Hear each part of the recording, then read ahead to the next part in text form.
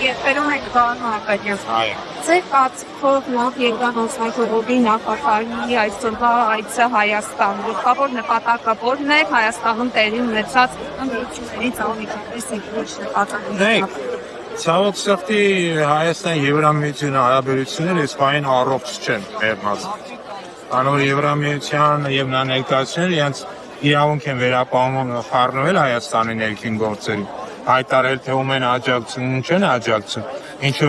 չի եղել երբեք Հայաստանի պատմության մեջ, որ ինչ որ մեկը դրսից հայտարարի, որ սա իր տեխնացուն է, սա իր ցանկալի, սա որ։ Այսինքն այս խառնվել արդեն ցույց է տալիս Հայաստանում ինքնիշխանության պրոբլեմատիկայի մասին։ Այսինքն մենք գործ չունենք սուվերեն պետությանը, մենք գործ ունենք կիսագաղութացած պետությանը, որը դրսից են որոշում, թե ում ընտրես, ում չընտրես, ում աջակցես, ում չաջակցես։ Եվ հետաբար իր այցը ավելի շատ երեք գործող ռեժիմին աջակցման քայլ է եւ նրա, այսպես ասած, պրոթուրքական քաղաքական կուրսին աջակցման քայլ է։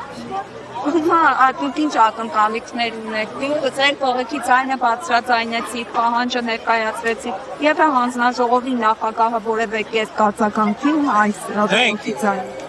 Պարզապես ոնց ասում են միամիտ մարդիկ չկա, շատ լավ հասկանում են։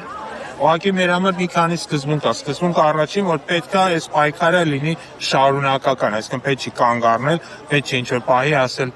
մեկը չես լսում, կարևոր չի։ Պետք է ինչ-որ ձև մեր խոսքը հասցնել։ Հիմա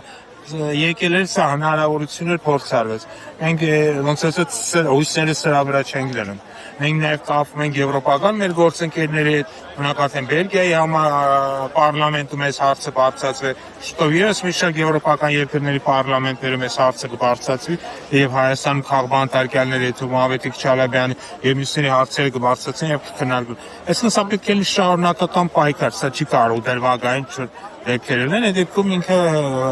ես համոզված եմ վերջի արդյունքը։